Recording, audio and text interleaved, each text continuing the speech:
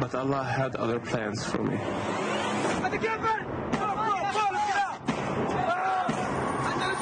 Had the right to make the other side feel our pain. An art, a very difficult art. You need to make him betray his own people.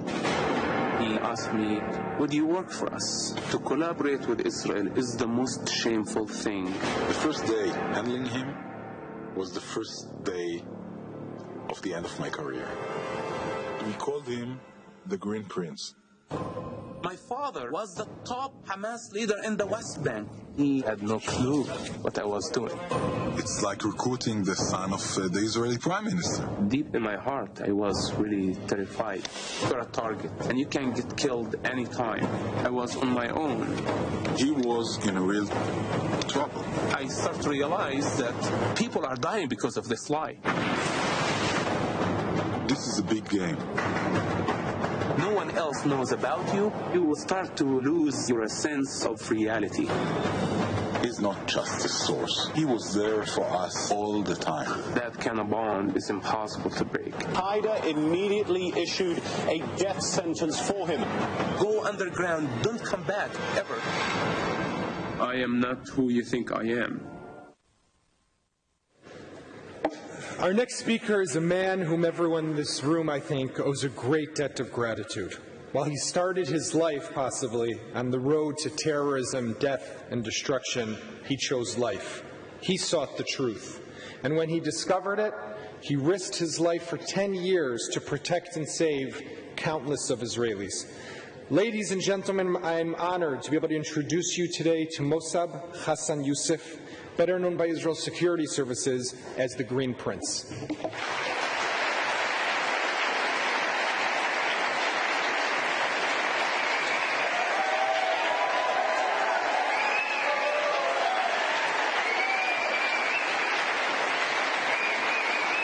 Thank you. Thank you very much.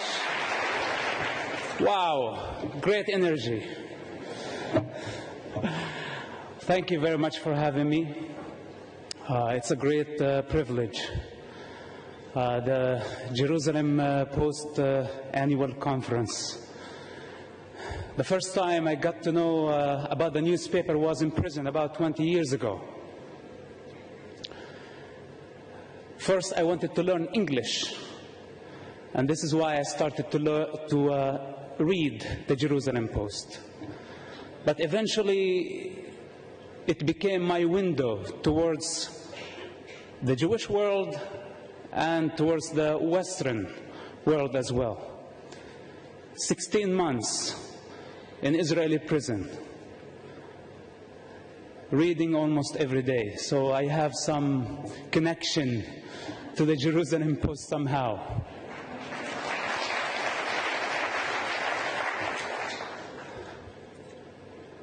I don't know where to start, but you can use your imagination of the son of a top Hamas leader, and what in the world is he doing at the Jerusalem Post annual conference? They gave me a tag. I don't wear it right now, but they had on it the son of Hamas. And I went through security all the way to the backstage.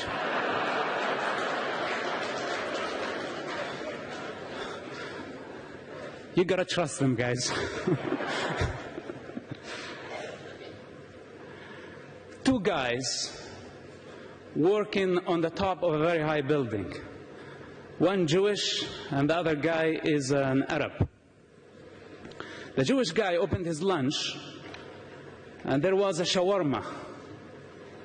And he said, "Enough shawarma. If tomorrow my sandwich is going to be shawarma, I will jump and kill myself." The Palestinian guy or the Arab guy opened and was falafel. And he said, "No more falafel. If tomorrow falafel, I'll jump, kill myself. That's it." Next day, the Jewish guy opened the sandwich and it was shawarma. He threw it on the side, came very fast, jumped, killed himself. The Palestinian opened and it was falafel, and he was very furious. And he said, "I said, enough falafel." He threw it, he jumped, killed himself. At their funerals, The Jewish wife was crying very hard, saying, I don't know what's his problem. If he told me, I would have changed it to something else. The Arab wife was crying bitterly and saying, I don't know what's his problem. I don't know what's his problem. He makes his own sandwiches.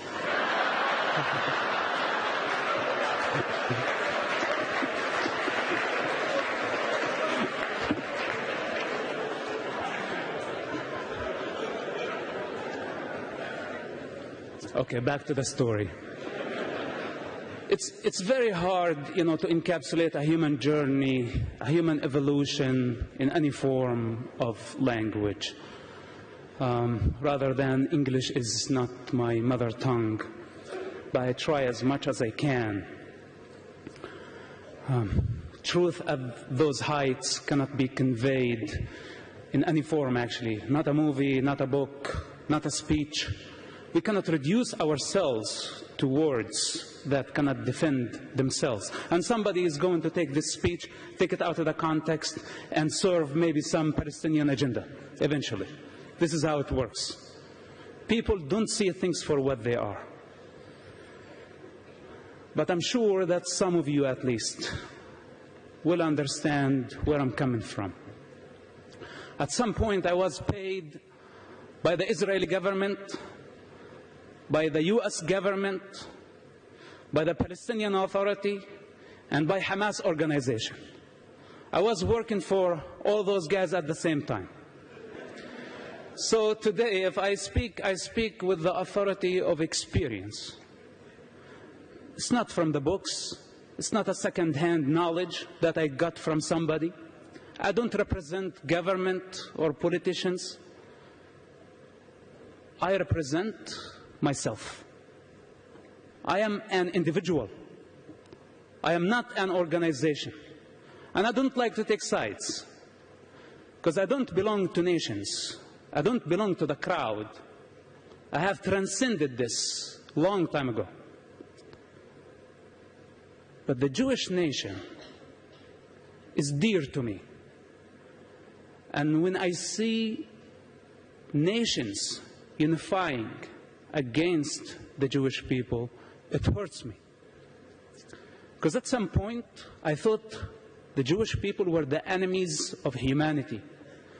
I thought that they were the enemies of our people, the Palestinian people, until I came to experience what the Jewish nation really is. Through intelligence service, through witnessing the true democratic model in an ocean of darkness, the only light in the Middle East. And I wonder, people here in the free world who think that they are free, unifying against Israel, attacking Israel, isolating Israel, boycotting Israel, BDS and all this hypocrisy. Of course, hypocrisy coming together with political correctness, because it's the same. Two faces for the same coin. In the Muslim society, I witnessed a woman who sent 5 of her children to die in suicide bombing attacks, one after another. She would put this explosive belt on them and bless them and say, go kill the Jews, to gain respect in her society. This is hypocrisy. My father disowned me because he's a hypocrite. On a personal level, he's a loving father. But when he puts the Hamas mask that he cannot exist without, he's a monster, he's something else. And this is the problem with that society conditioning. That if you take individuals on the side, they're just human beings like us. Any of us could have or have been brought in that environment, would be conditioned in the same way. The human condition does not differentiate between an Arab or a Jewish person. But the collective mind of the society is representing something. Is representing an ideology, a culture, a state of consciousness that calibrates in darkness, that calibrates in the 7th and 6th centuries, ruled by tribal lust for power. It have not changed, or it has not changed. Muhammad, and I know that I've been told by people here not to say this, so it does not look like the Jews are going against the Muslims, but we cannot fool ourselves. There is an Islamic problem.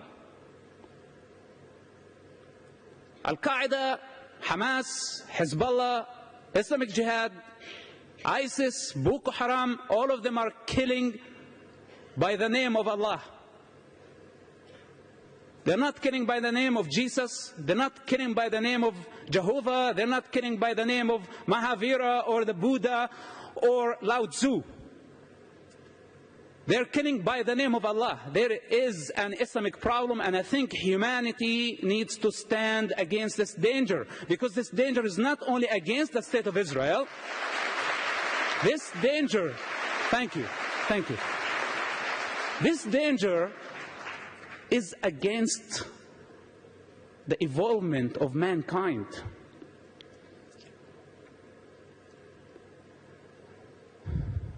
Political correctness.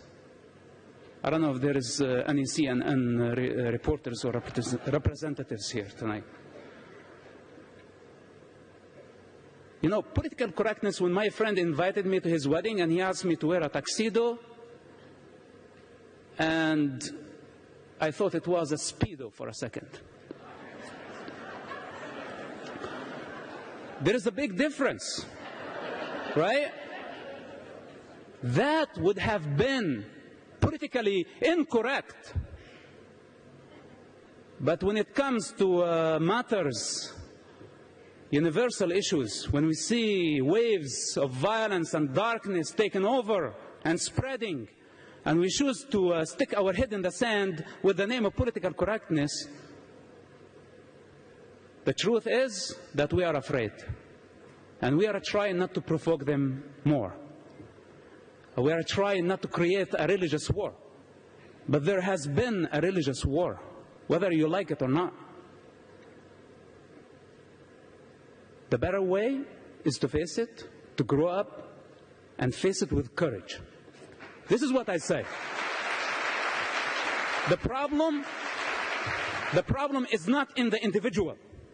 We are not against the Muslim people. I cannot be against my mother and my father and my people.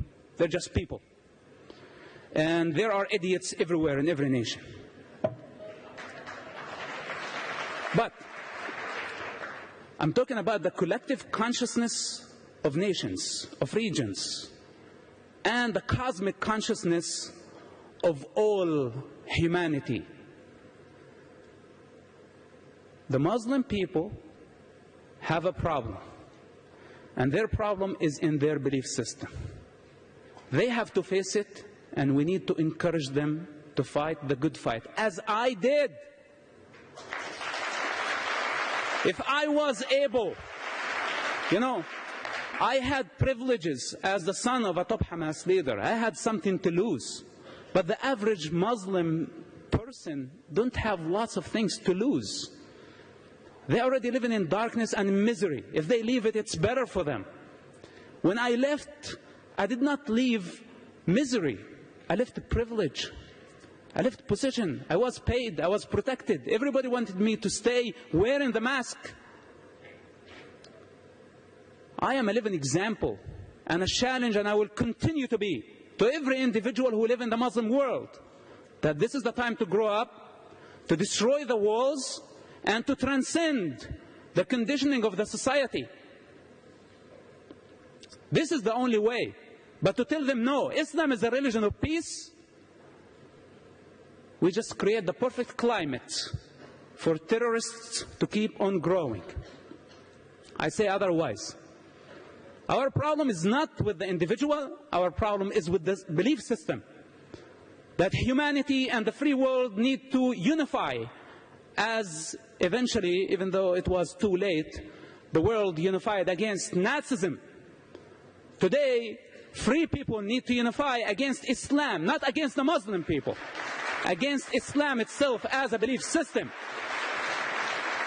When the president of the free world stands and say, that Islam is a religion of peace,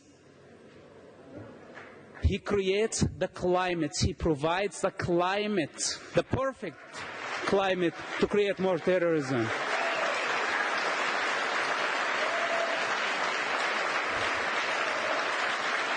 I hope that my message does not come across. I don't want to create more chaos, but there is no other way.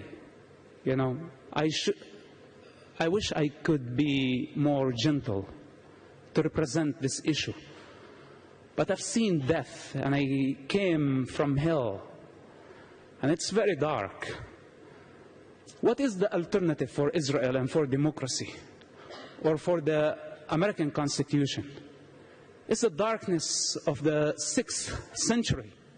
This is what's the alternative. You know, I don't believe that there is any system, including the American Constitution, that can solve the human condition or help the individual to integrate to a higher state. I believe this is up to the individual. But the difference between the 7th century environment and democracy, that the individual has more room and more peace or peaceful environment to grow. I experienced it myself. When I was in Ramallah, I was only able to practice Islam. I only knew the mosque. But in Tel Aviv, I practiced Christianity. When I was a Muslim also, I practiced Islam in Jerusalem, the capital of Israel, where the Jewish people are not allowed to worship at their Temple Mount.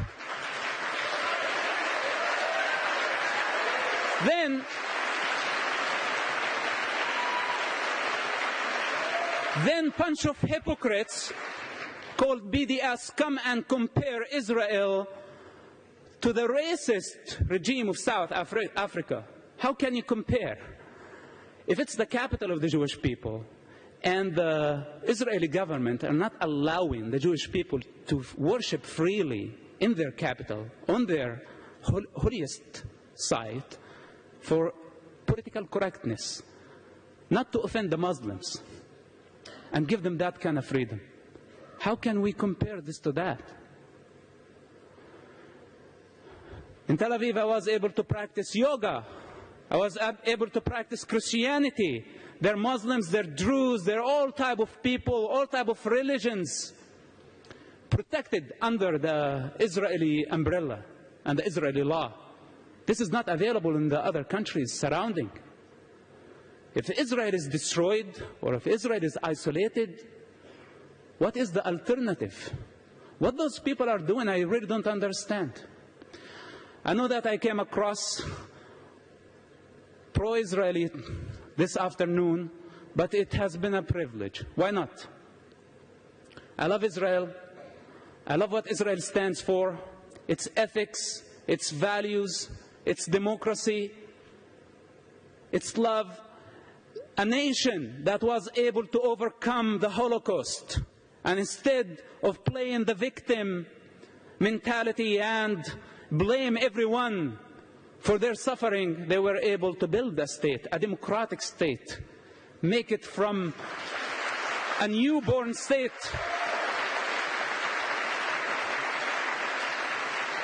to an advanced and completely developed state in less than 25 years. This is a great example. It has been a pleasure. I appreciate the love of the Jewish nation everywhere in the world. I don't care what they label me. Again, I speak with the authority of experience.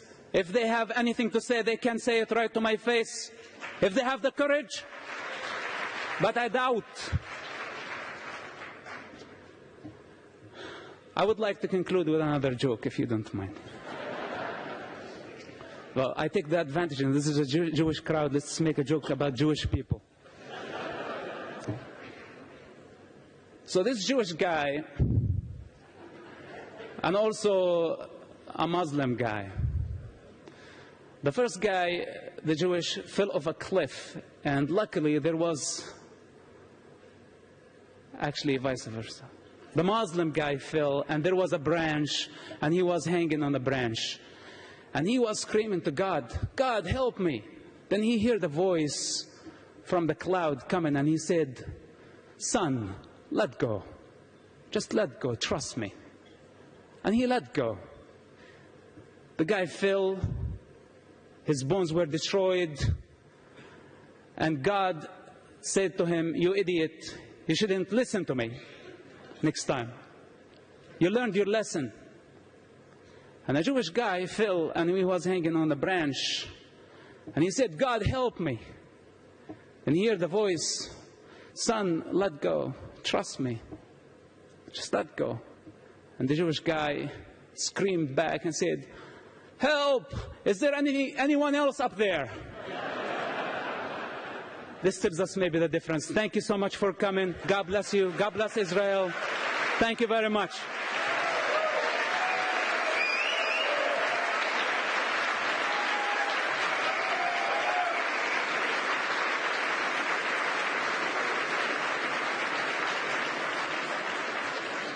We're going to